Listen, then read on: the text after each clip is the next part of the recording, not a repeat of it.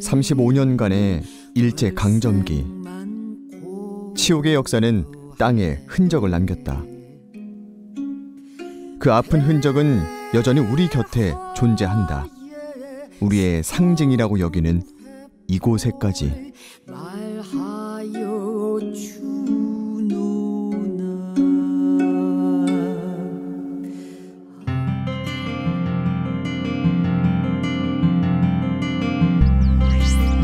조선시대의 석성인 상당산성. 사적이기도 한 이곳엔 시민들의 발길이 늘 끊이지 않습니다. 청주 시민들에게 상당산성은 어떤 곳일까요? 주로 뭐 하러 와요, 여기에? 그냥 산책하러 많이 오는 것 같아요. 청주에서 우리 시내에서 차를 가지고 우리가 10분, 15분이면 올 수가 있잖아요. 여기 와서 밥 한 그릇 먹고 이렇게 산책 좀 하고. 얘네들 비행 때문에 그러는데 여기가 이제 지형이 많아서 비행하기가 괜찮아요.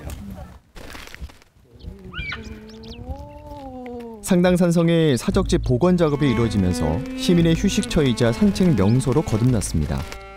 그런데 이 복원 작업이 쉽지만은 않았습니다.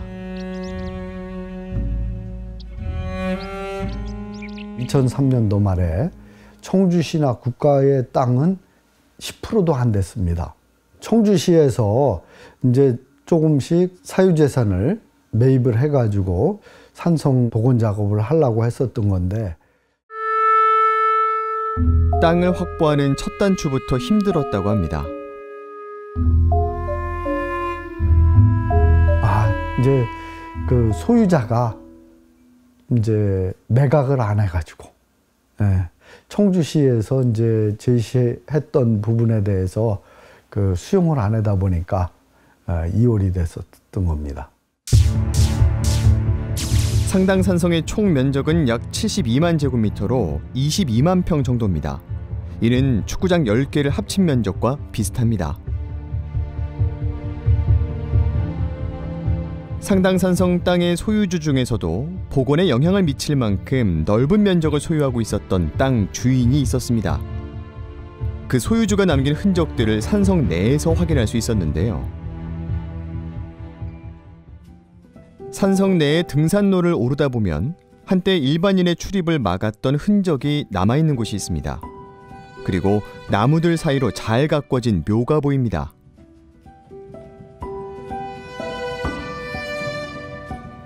아니 올라오다 보니까 뭐 묘가 있길래 어떤가 하고선 가봤어요. 요 산성에 대해서 뭐 묘 아닐까 싶은데. 그건 좀 보기는 안 좋아요, 솔직히. 왜 이상하게 묘다 하면은 좀 선입견이 있잖아요, 그죠? 그건 안 좋아도 뭐 우리가 뭐 어떻게 개인 거면 어떻게 할 수가 없잖아요. 여비요? 괜찮은 분인지만 알지. 그 집 주에 있는 사람한테 물어봐야. 묘지 앞에는 고택이 자리 잡고 있습니다.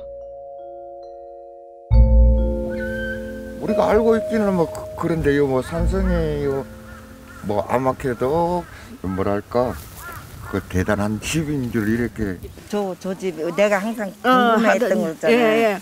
우리는 문화재인 줄 알았어요. 옛날 누가 알바했겠지. 여기 살던 사람이 알바했겠지.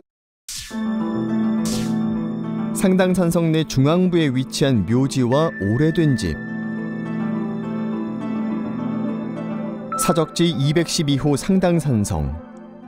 역사성을 가진 상당산성이기에 산성 내에 존재하는 것들에도 자연스레 어떤 역사적 의미를 부여해 생각하게 됩니다. 산성은 어떤 비밀을 품고 있는 걸까요? 상당산성에는 침략과 불의에 저항했던 역사의 흔적이 남아 있습니다. 무신창의 사적비. 조선 영조 때 반란을 일으켰던 이인좌에 맞서 청주를 지켜낸 유생들과 주민들의 공로를 기리기 위한 사적비입니다. 청주성이 위기에 빠질 때마다 이곳 상당산성은 최후의 보루로서 주민들을 지켜왔습니다. 그런데 상당산성에 있는 묘와 고택을 둘러싸고 한 끼 시사는 아주 놀라운 이야기를 듣게 됐습니다. 그 묘와 고택의 주인이 나라를 위기에 빠뜨리고 민초들을 짓밟았던 장본인이라는 사실입니다. 외적의 침입을 막아 이 땅을 지켜낸 정신과 역사의 흔적이 깃든 상당산성. 그런데 이곳에 나라를 위기로 몰고 간 인물의 흔적이 남겨져 있다는 것인데요. 과연 묘지의 주인은 누구인지 묘지의 비밀을 알아보기 위해 직접 찾아가 봤습니다.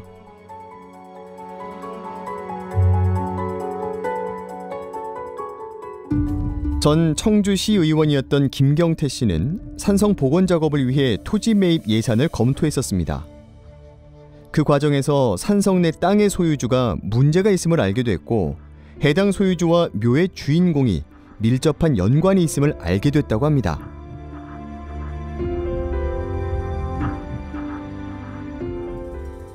지금 보시다시피 일반인들의 묘에 약 한 3배 이상 정도의 그 크기입니다. 이 성물, 석등들도 이렇게 이제 그 크게 있고, 그 다음에 여기 그 향나무, 양쪽에 있는 향나무와 주변에 있는 이러한 단풍나무들, 이런 것들이 실질적으로 상당히 처음에 조성될 때는 아주 큰 능 못지않은 이런 크기로다가 조성되었음을 알 수 있습니다.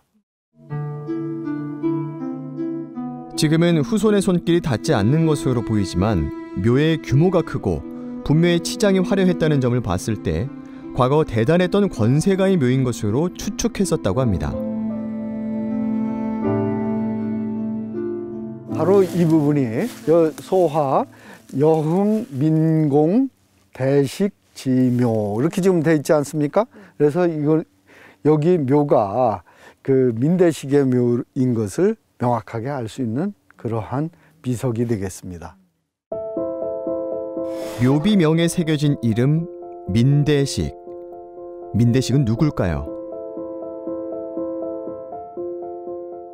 민대식은 일제강점기의 은행가로 한국의 자원을 침탈하기 위한 친일단체에서 활발히 활동한 인물입니다.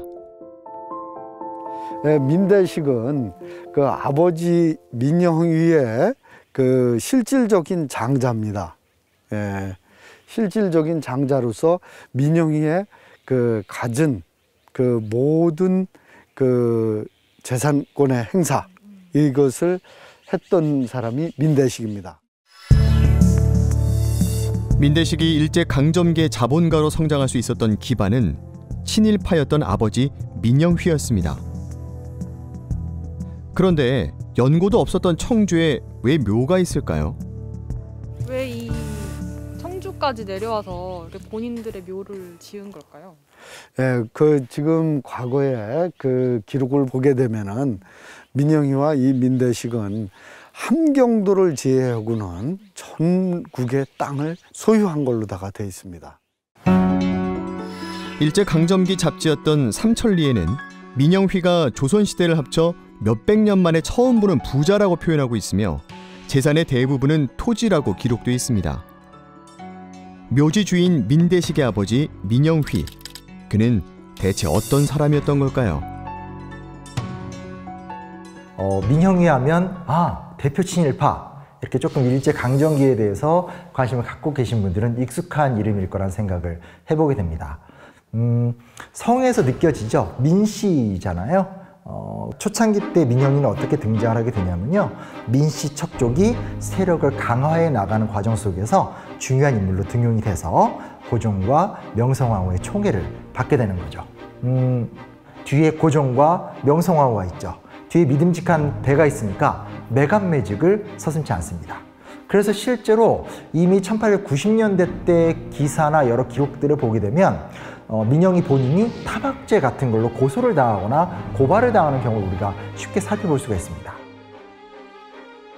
그러다 이제 결정적인 상황이 뭐냐면 1905년부터 10년 사이가 조선이 병합되는 기간이잖아요. 이 당시에 정말 많은 훌륭한 사람들이 나라를 지키려고 노력을 했다라면 이완용이라든지 송병준 같은 이 국가에 강력한 영향력을 행사했던 사람들은 나라를 팔아버림으로 영달을 구하죠. 이때 민영휘는 가만히 흐름을 보다가 이완용 쪽으로 붙습니다. 이완용과 더불어서 이완용을 지지 응원하면서 정미 7조약, 한일 병합조약 같은 데서 중요한 역할을 하게 됩니다. 당연히 그 대가로 은사금도 하사받고 그리고 자기도 받게 되고 하면서 정말 나라는 망했는데 본인의 인생은 이제 방방 뜨게 되는 어떤 그런 참 속상한 모습들이 연출이 됩니다.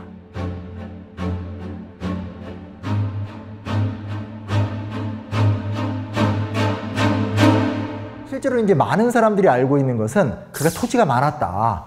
현재로 계산해 봤었을 때 갖고 있었던 땅이 2,300만 평. 그러니까 2,300평이 아니라 또 230만 평이 아니라 2,300만 평. 약 8,000제곱미터. 아무튼 어마어마한 땅을 또 갖고 있었다는 거죠. 이완용이 친일의 대가로 벌어들인 재산이 한 300만 원 정도로 우리가 추정을 하고 있습니다. 근데 민형이 같은 경우는 그것의 무려 20배 정도, 약 6천만 원 정도의 재산을 갖고 있었다고 해요.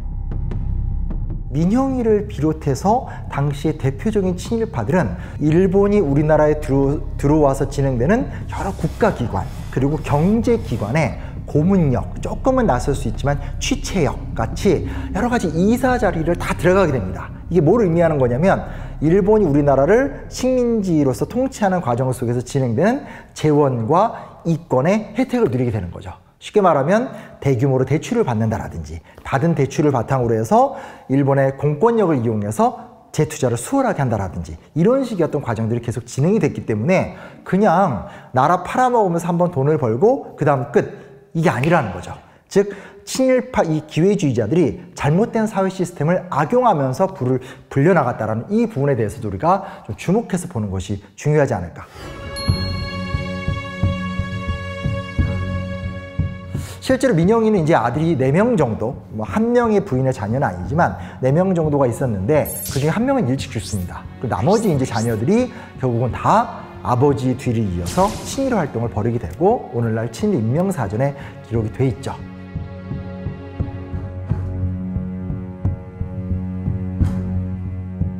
친일이 본인으로 끝난 것이 아니라 구조화가 되는 겁니다. 그래서 민형이가 열심히 돈을 벌고 열심히 권력을 탐악했던 것이 그의 아들들에 의해서 1명이 아니라 3명에 의해서 퍼져나가면서 일제강점기 말기까지 그들의 친일 활동들이 계속 이어졌다는 것들. 이런 것들에 대해서 우리가 좀 늦었지만 지금이라도 심각한 문제의식을 가져보는 것이 좋지 않을까 그런 생각들을 해보게 됩니다. 처음에는 뭐 민형이라는 분도 몰랐고요.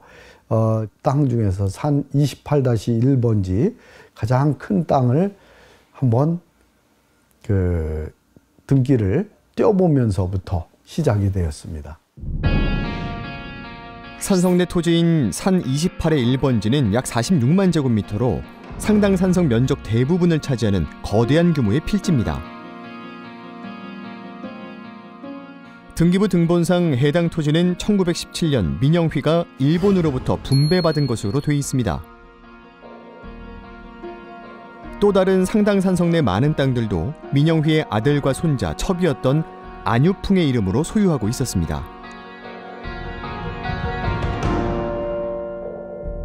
민대식 묘가 있는 토지의 소유주는 누구일까? 눈에 띄는 낯선 소유주, 조선신탁 주식회사. 일제강점기 조선총독부가 설립한 신탁회사입니다. 그리고 더욱 놀라운 것은 상당 산성 내 4필지의 토지도 모두 조선신탁 주식회사 소유였습니다. 상당 산성 내 민대식 묘와 고택이 있던 곳이 조선신탁 주식회사의 소유였던 겁니다.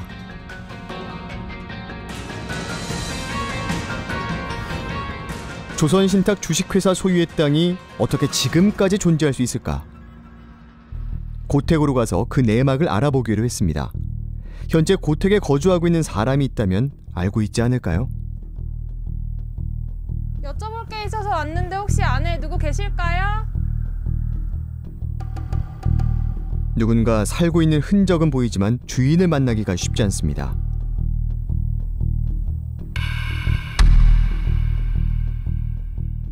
그런데 토박이 주민으로부터 고택의 소유주와 거주하는 사람에 관한 이야기를 듣게 됐습니다. 근데 저 집이 지금 그 땅도 조선신탁으로 돼 있던데 어떻게 저기 아직 살고 계신 거예요? 그러니까 그 전부터 이제 그 전에는 리시들 거였으니까. 그러니까 거기 이제 계속 살고 있는. 예전에는 그 할머니가 살았었는데 할머니가 돌아가시고 이제 그 손녀딸이 들어온 거. 이렇게 대를 이어서 계속 묘를 관리해 왔었던 그렇죠. 거예요. 오래됐죠. 그 양반들은. 지역 주민 말에 따르면 고택은 오래전부터 민씨 일가의 묘를 관리해오던 사람들이 거주하는 곳이라고 합니다.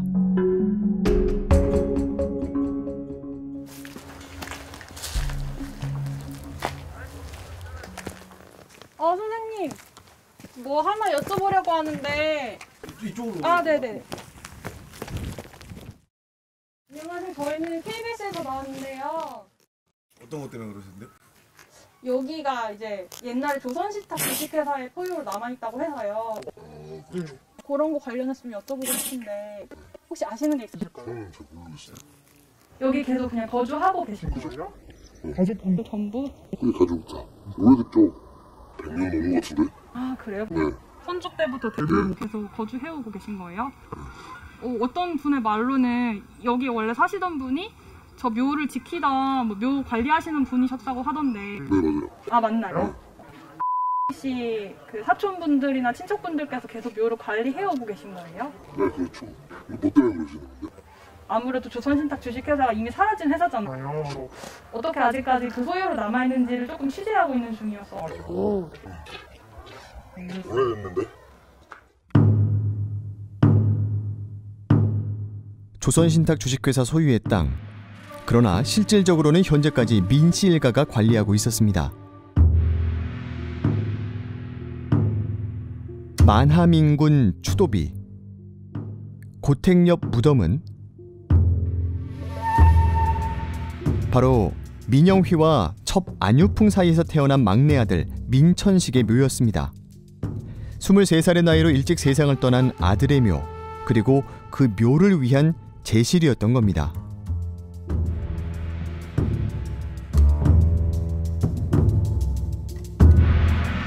민영희 일가가 무수히 많은 그 이제 송사를 겪게 돼요. 그리고 집안에서 그 민영희가 죽고 나서 그 후손들이 재산 분쟁을 하면서 하는 것도 있는데, 원래는 이제 민영희가 첫째 부인 사이에서 아들이 없어요. 그래서 외부에서 이제 그 입양을 합니다.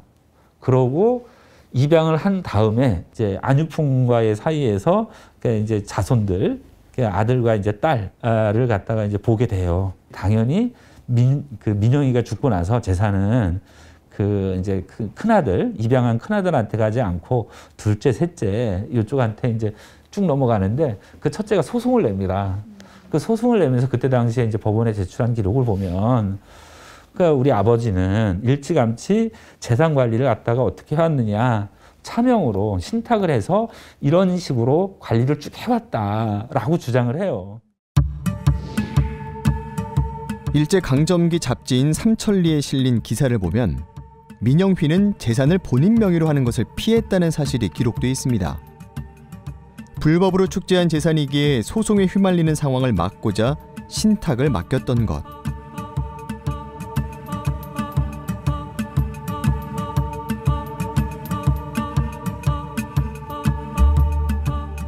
민영휘가 명의 이전한 것으로 추정되는 땅들은 결국 현재 민씨 후손들이 소유하고 있습니다.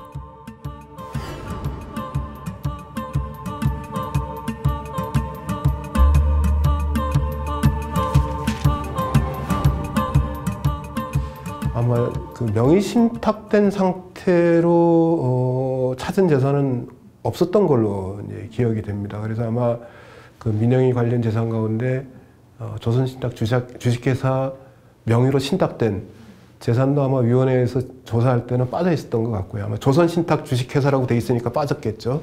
네. 2006년 발족한 친일재산조사위는 친일재산의 국가 귀속을 위한 활동을 했습니다. 그러나 광복 60년이 지난 후이다 보니 한계도 있었다고 합니다. 위원회 활동 기간 한 1년 정도 남기고 초반에는 주로 친일재산을 찾아내는데 주력을 했고요. 그 문제가 어느 정도 이제 정리가 된 다음에는 일본인 명의 재산을 좀 정리하겠다 싶어서 상당히 많은 인력과 예산을 들여서 조사를 했는데, 친일재산 귀속법에 따르면 친일재산뿐만 아니라 일본 명의 재산도 환수 대상이었습니다. 일본인 명의 토지는 일본인이 소유하고 있던 재산은 해방 직후에 미 군정청 포고회에서 이미 국유재산으로 바뀌었거든요. 그러니까 대한민국 국유재산이 되어야 되는데 이게 여전히 공부상으로는 일본인 명의로 남아있는 거예요. 해방 이후 조선 내 일본 재산의 권리는 미군정에 귀속됐다가 1948년 대한민국 정부가 그 권리를 가져오게 됩니다. 그 귀속 재산의 영역에는 조선총독부, 동양척식 주식회사, 조선신탁 주식회사와 같이 일본이 설립한 기구나 회사의 재산 권리도 포함되어 있습니다. 그러나 미처 환수하지 못하고 남아있는 것. 사실은 위원회가 이제 활동 기한을 좀 더 연장했으면 일본인 명의 재산도 조금 더 찾아내고 조금 더 명확하게 정리를 할 수 있었을 텐데 조금 미진한 부분이 좀 있긴 해요. 그 부분이 좀 아쉽긴 하죠. 친일재산조사위는 4년의 임기를 마치고 해체됩니다. 이후 일본 귀속재산 환수는 기획재정부를 거쳐 2012년에는 조달청으로 업무가 이관됩니다.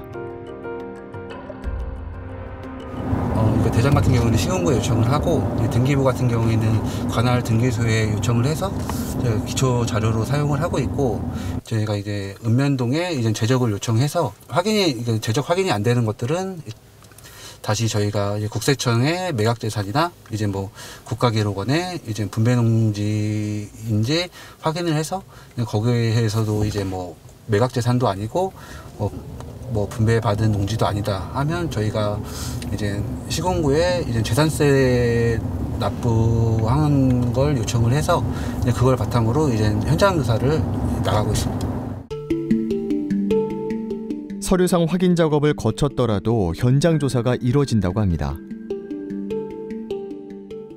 이번에 확인하고자 했던 거는 딱 봤을 때 하천 토지인데 저희가 또 모를 점유자가 있을지 몰라서 저희가 확인차 이렇게 현장 조사를 나오게 됐거든요.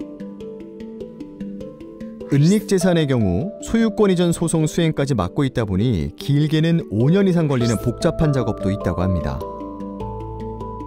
인력들이 숙련된 인력들이 아니에요. 그리고 인력 구성도 뭐 그렇게 넉넉한 편은 아니고 그러다 보니까 개인당 수백 필지를 조사해야 되거든요. 그리고 사실 저희 조달청 독단적으로 할 수 있는 작업이 거의 없습니다. 광고 것도 막 70여 년이라는 시간이 이제 지나다 보니까 전쟁동으로 자료도 없고 그러다 보니까 관련 기관의 협조도 많이 필요한 실정이거든요. 이 부분이 가장 애로사항이 아닌가. 과거에 비해 인력 규모와 전문성부터 차이가 나다 보니 환수 속도가 더딜 수밖에 없다는 겁니다.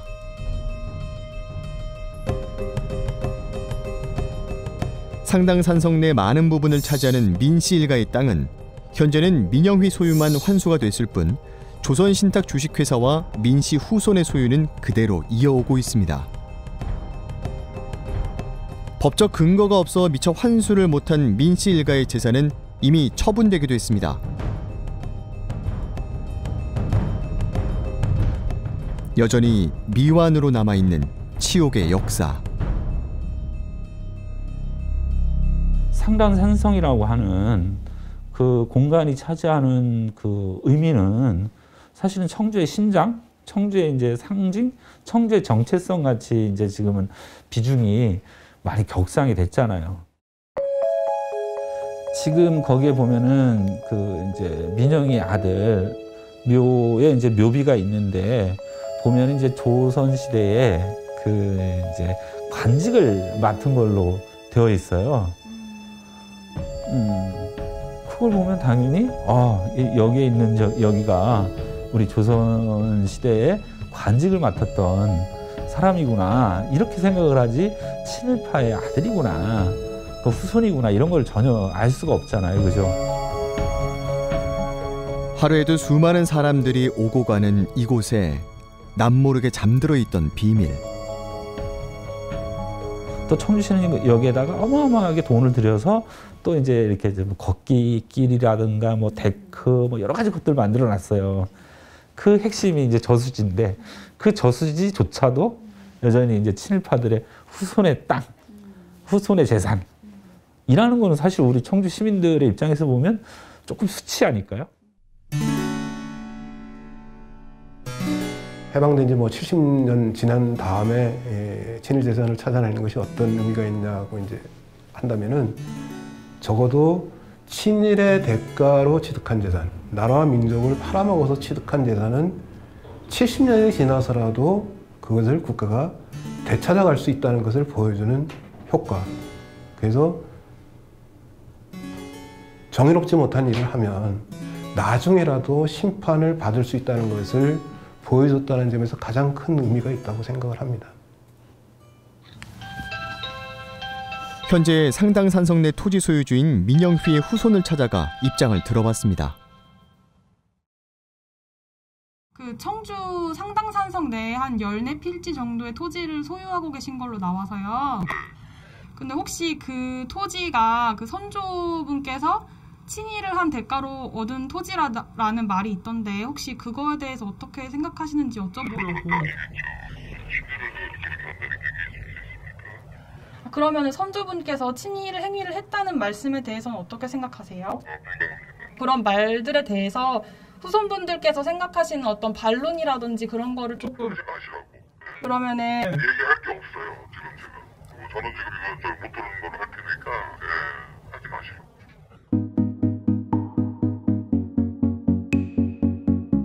광복 이후 77년이 지났습니다.